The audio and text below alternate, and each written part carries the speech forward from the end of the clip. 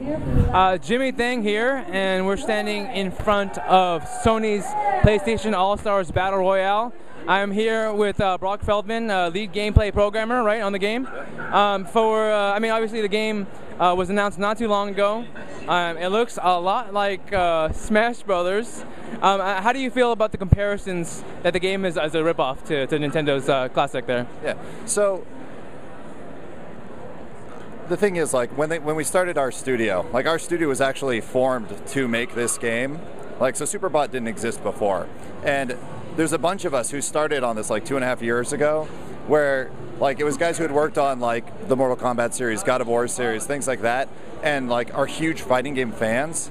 So, we were presented with this opportunity, hey, you guys want to get together, make this game, we're like, that sounds awesome, because that's what we do. We love making fighting games. We love all 4-player brawlers, all the 2-player ones.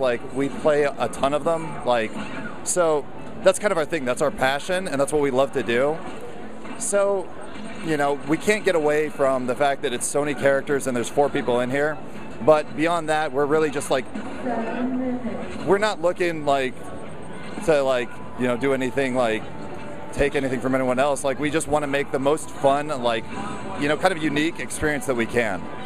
Okay, I mean, although the game does look very similar, there are some differences. Most notably, the way that you can win, yes, which is which is based on not percentages like Nintendo's Brawler, but on specials, building up your special meter. Can you talk about that? Yeah, absolutely. So every attack in the game builds up this energy, this AP that we call it. As you build that up, you'll get from a 0 to a level 1 to a level 2 to a level 3 super. So you can hold on to it and do a more expensive, higher version of the super. But each of them is really the level 1s are intended to kill one person, maybe you get multiple with them. The level 2s are designed to kill at least 2, and the level 3s, no holds barred, you can kill people multiple times before you run out of it. So it's kind of a risk-reward situation from the whole get-go. So. And do you find that there's a lot of balancing issues because of that? Because I would think then that the best characters would be the ones with the best special, because really it's all about building the best specials, considering that's the only way to win. Yeah, I mean, that's what it is, right? It's a balancing act. So we spend a lot of time playing the game at work. Our entire combat design team, they'll get together and they'll just, play daily, and they have a specific thing they're looking at all the time. So they'll be looking at one character and what's broken this character? What's, because it's not just the specials themselves, right? Because you can't, the normal moves, if those are the ones where you're just getting tons and tons of meter because it's broken, then that breaks the game entirely, right? Because you can just, it doesn't matter how poor your special is if you can just do it over and over and over again. So we really look hard at balance, and everything that we have in the office is designed for quick iteration. So we're just going over it and over and over and constantly balancing, constantly tuning as we go forward, even while we're working on the game. Smash Brothers Melee is probably my most played game of all time back in college. I also played a lot of Smash Brothers Brawl. Something that my friends and I kind of brought up when we talked about your system of winning is, what is preventing players from just beating up the weakest player and getting their meter that way, and then using it on players that are more skilled? So, nothing really.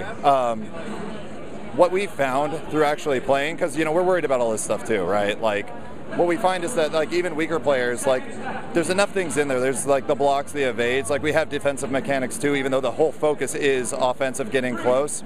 But with a 4-player brawler, you got people coming at you from every angle, so you can't just sit there and do a 12-hit combo without someone else coming up and knocking you, because you're an easy target at that point in time. So we find that it actually works out pretty well. But we will also have 1v1, 2v2, and all those modes too that provide the more hardcore sort of fighting game experience as well.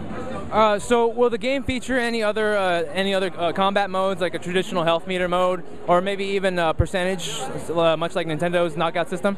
No, none of that. This is how you play. This is how you win. We are going to have probably a stock mode, and most of the other modes are going to be the 1v1, the 2v2, the 1v3, however you want to set up that. And then online tournaments, things like that. but this is how you play, this is how you win. Okay, and I mean, how many characters do you have announced already? And like, do you guys plan on announcing more? How close are we to you know, like the full roster? So we've got 8. We're going to have more than 8.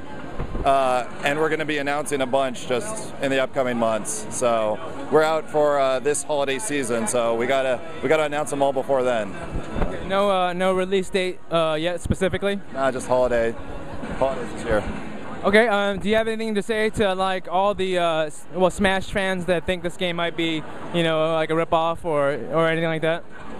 I mean, like I said, everyone at the office loves fighting games. Like, we got some like hardcore like tournament level players in the office, like doing combat design for us. We love fighting games. We're just trying to make something fun and cool, and you know, it'd be cool if you want to play it.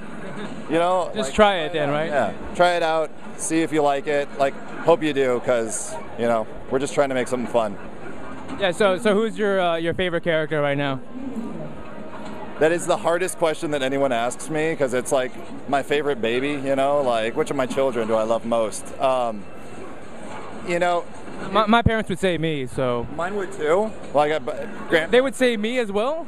Yeah, it's weird. And it has messed me up since childhood. But no, it's actually kind of cool, because it depends on what level you're playing. And like, you know, I really like Radek. I like the long range, like just sitting back and sniping away at people. And then if anyone gets close, he's got a couple moves that just like can either get him out of the situation or just knock them further away again. So, and he's got a really effective level 1 that, you know, I can get 3 kills with a bunch of the time. So I can win with him, so I like playing him. But, you know, Sly is awesome from like a technical perspective. Like, he's got, his normal square attack will steal AP, but you know, if you do a backstab, you steal more. Then he's got a teleport move that's going to put you behind people, so you can just kind of teleport, steal AP, and just kind of be bouncing around the map, even though you can't block. So he can't block, but he can turn invisible. Can he roll? Nope, no rolls. Wow. Like just invisibility going around the map. He does have other things to make him better, like other defense options. Like he's actually got a counter. So if you get hit while doing it, you'll automatically backstab the other guy. He's got his barrel, when he's walking around in it, is invulnerable to projectiles. So there's a lot of stuff in there to like kind of balance him out. I love Sweet Tooth as well, because just the up close melee, like being on people, but laying mines all around the environment, so that like you're constantly like having people just run into them and you're getting energy for it while you're just like getting in and brawling with people. So. Cool, and I know when I've played, it seems like mostly everybody has a double jump. Does anybody only have 1 jump, or maybe even more? Everybody's got a double jump, and that's, yeah, it's pretty much that. We do have some unique mechanics, like Sly has a super jump, so I believe like holding up while jumping instead of doing a normal jump that you can double jump out of, like he'll just go super high up in the air. But yeah, for the most part, everyone's going to have the double jump, but they might have other ways of getting around beyond that. So I'm guessing that I would imagine there's a lot of tweaking to be done in terms of like the specials. I was playing against somebody who was using the Hellgas Soldier, and he used the level 3 special, and he killed everybody on screen twice. So can you address problems that, you know, people might have, like their specials are just too overpowered, right, or something like that? Well, yeah. I mean, we're pre-alpha, so you know, like I said, we play it every day, and like in the office we have tons and tons of tools like for debugging and like figuring stuff out. So like when we look at it, like the changes from like the press build, like the original like unveiling that we did to this, like back in that build, like you know, it's probably not obvious, but Fat Princess could get double the energy of everyone else, and we're just like, oh, this is totally broken, like we can't have this. So like we go and we balance, and we're just constantly looking at all that stuff and constantly balancing. So how much are you trying to tailor this game to the competitive tournament scene? So the main focus is like a fun, friendly, like pickup sort of game, but because we do have the hardcore guys on the team, like we're really concerned about like day 100 play, like how does it actually work. So we're gonna have all the like standard stuff of like you can turn off items if you need to, like the 1v1 situation we're actually catering to and trying to like have it play and be really fun and balanced, like not just totally broken. So we got a lot of like the core fighting game mechanics in there. The one thing that we basically we love all the hardcore fighting game mechanics. The one thing that we shy away from is the complex input. Like, we just really want to make sure that, like, there's not that barrier, right? Like, because, like, you know, Smash Brothers was really good at that, I think. Yeah, absolutely. Because, you know, like, I want my girlfriend to be able to play the game, and, like, she knows Fireball 2 buttons, but, like, getting her to do Dragon Punch and stuff like that's kind of hard. So we want it to be more about spacing, more about, like, really knowing, like what direction your attack's going to go in, how it's going to hit them, like, and just be more about the mind games and the guessing and, like, the actual understanding of the game as opposed to, like, failing on some input.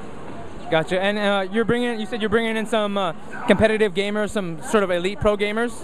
Well, we've got, it's kind of just our friends, because, like, we've all been making fighting games for years, and, like, just some guys that we've known for a long time. But, like, Ed Ma is one of our combat designers, and he got 3rd at EVO in Street Fighter 4 in 2009. So we've got him. We've got Clockwork is doing a bunch of PR stuff for us and, like, helping us out and, like, working with us on the game. Maj, who does some amazing combo videos, is one of our combat designers as well. So we've got some cool, like, hardcore guys. So. Cool. Well, the game is shaping up really nicely. Looks very promising. I think it's something that Smash Brothers fans should look out for. And even if you're not a Smash Brothers fan, but you're just a fighting game fan, it's looking really awesome. It's got awesome, pretty much all of Sony's awesome characters, and I can't wait for it. Thank you, Brock. Thank you very much.